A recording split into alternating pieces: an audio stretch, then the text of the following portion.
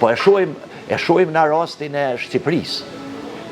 Rasti i Shqipërisë, politika është aq shumë e degraduar në kuptimin e konstelacionit të forcave derisa shkohet deri në atë shkallë se edhe votat vjellen, kurse në aspektin ekonomik ka incentiva të mëdha dhe shumica e shteteve evropiane respektin japin Shqipërisë mu për këtë faktorin e zhvillimit ekonomik, që është në një farforme, është nxitësi mirë, i jap shans bizneseve, bla bla, pa marrë parasysh si zhvillohen ato, nuk du me ndërhyjnë ato çështjet të tyne janë. A janë ato si produkt parave të papastra, a janë produkt narkoshtetit, a janë produkt të zhvillimit mirëfillt, ajo çështje nuk më takon mua.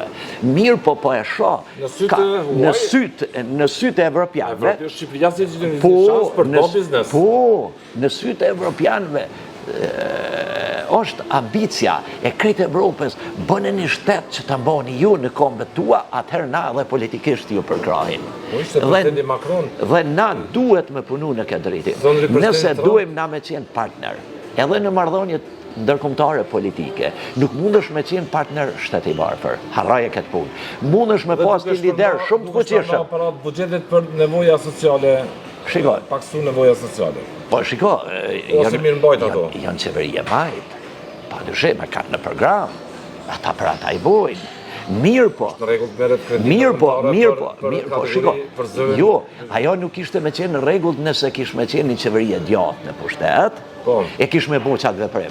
Për ndërsh këta une, për mu janë këtë parashikueshme. Për ju profesor, vetë teksit e shtetit që është shumë më rëndësishëm. Shiko, shtetet. Duke që sot e kanë fundon, profesor.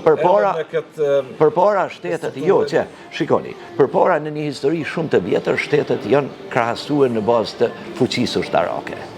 Më vonë janë krahasuar në bazë të nomenklaturave të saktuara, pozita u marrëdhënie me shtetet tjera. Më vonë, sot shtetet krahasohen në bazë të fuqisë ekonomike. Na, këtë bojmë politikë të lartë në qoftë se e kemi ekonominë e dobët.